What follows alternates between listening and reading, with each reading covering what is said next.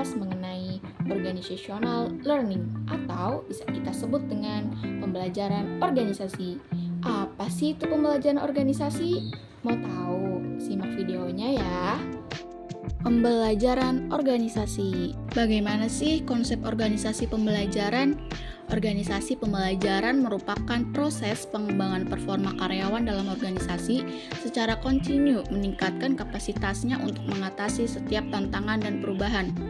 Pembelajaran di sini adalah proses untuk mendapatkan pengetahuan yang dilanjutkan dengan aktualisasi. Pengetahuan di sini yang dimaksud adalah pengetahuan yang sebelumnya telah dimiliki melalui dua hal.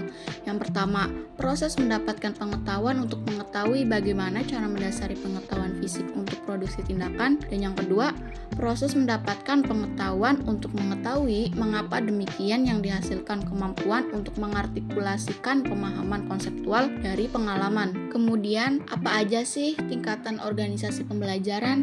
Tingkatan yang pertama ada berpikir sistem. Berpikir sistem di sini maksudnya berpikir secara menyeluruh terhadap interaksi antar unsur dalam batas lingkungan tertentu. Tingkatan kedua ada personal mastery, adalah bentuk penguasaan diri untuk mengembangkan kesabaran, melihat dengan objektif, serta memulai dari hal yang sungguh-sungguh bagi organisasi. Tingkat yang ketiga, mental model, maksudnya sikap yang dimulai dari penguasaan pribadi yang tinggi dalam keadaan hidup selalu belajar. Tingkatan yang keempat, membangun visi bersama. Kapasitas memiliki komitmen dalam kelompok untuk berpegang pada gambaran bersama akan keadaan untuk di masa yang akan datang. Tingkatan yang terakhir, tim pembelajaran, adalah kemampuan anggota tim untuk menunda asumsi dan masuk ke dalam pikiran bersama secara murni. Kemudian, teori pembelajaran dalam organisasi. Yang pertama, operant conditioning, atau kondisi yang membuat perilaku orang mau belajar secara sukarela untuk memperoleh imbalan atas kesalahan yang diperbuat.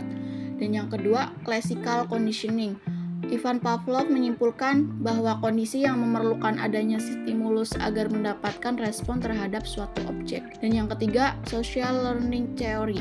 Robbins menguraikan bahwa orang atau masyarakat akan melakukan pembelajaran melalui pengamatan dan pengalaman secara langsung. Selanjutnya ada model pembelajaran masyarakat. Yang pertama ada proses memperhatikan atau attentional process, dan yang kedua ada proses mengingat atau retention process, dan yang ketiga ada proses mesin untuk meniru atau reproduction process, dan yang terakhir ada proses pemberdayaan atau penguatan atau reinforcement process. Selanjutnya ada cara manajer menjadikan organisasi pembelajaran. Langkah yang pertama ada langkah pembelajaran untuk menjadi organisasi pembelajaran. Di dalam langkah ini, yang pertama ada penguasaan pengetahuan, yang kedua distribusi informasi, dan yang ketiga interpretasi informasi, dan yang keempat pengingatan organisasional. Lalu langkah yang kedua ada cara dalam menjadikan organisasi pembelajaran. Yang pertama ada pembelajaran analitis.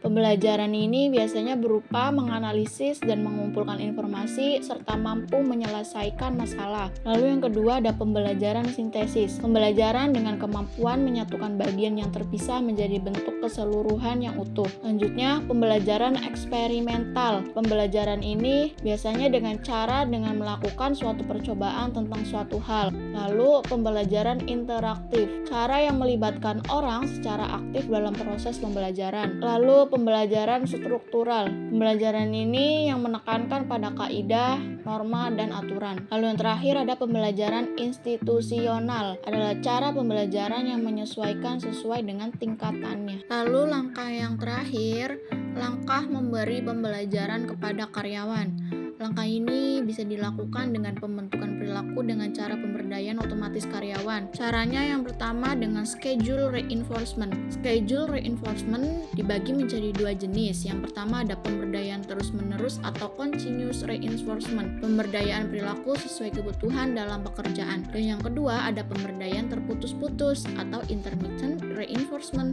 yaitu pemberdayaan perilaku untuk mengatasi kasus pekerjaan yang jarang didemonstrasikan. Cara yang kedua bisa dengan reinforcement schedule and behavior. Pemberdayaan untuk meningkatkan performa karyawan secara umum dilakukan dengan modifikasi dan pengembangan organisasi. Lalu ada 3 karakteristik organisasi pembelajaran.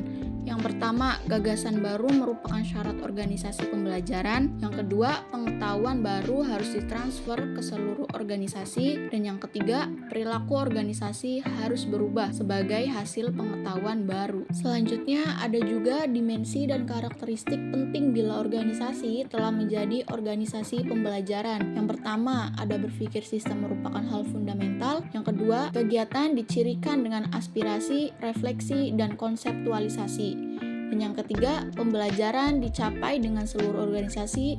Dan yang keempat, ada fokus atas kreativitas dan melahirkan pembelajaran. Selanjutnya ada aspek strategis organisasi dan hambatan pembelajaran. Organisasi belajar adalah organisasi yang adaptif dan responsif terhadap lingkungan eksternal. Organisasi belajar merupakan proses di mana anggota organisasi mendeteksi kesalahan, lalu mengoreksi melalui tindakan dan restrukturisasi organisasi. Organisasi belajar juga diartikan sebagai proses yang menunjukkan tim manajemen mengubah pembagian model mental organisasi, pasar, dan pesaing.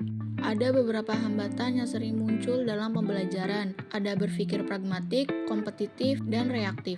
Untuk mengembangkan sistem pembelajaran, diperlukan survei pembelajaran yang mengarah pada kualitas pembelajaran. Di sini ada survei pembelajaran di organisasi. Bisa dilihat di sini ada 21 sampai 40% yang artinya organisasi perlu melakukan pembenahan besar-besaran. Lalu ada 40 sampai 60% yang artinya organisasi telah memiliki beberapa karakteristik untuk menjadi pembelajaran organisasi. Selanjutnya ada 60 sampai 80% artinya organisasi telah memiliki dasar yang baik. Lalu ada sebesar 80 sampai 100% artinya organisasi telah memiliki karakteristik untuk menjadi pembelajaran organisasi. Selanjutnya ada resistensi dan solusi pemecahan masalah dalam pembelajaran organisasi. Seringkali anggota organisasi tidak sadar menolak pembelajaran. Salah satu contohnya seperti fokus pada fragmentasi daripada sistem, menekankan kompetisi di atas kerjasama, serta menjadi reaktif daripada kreatif dan proaktif.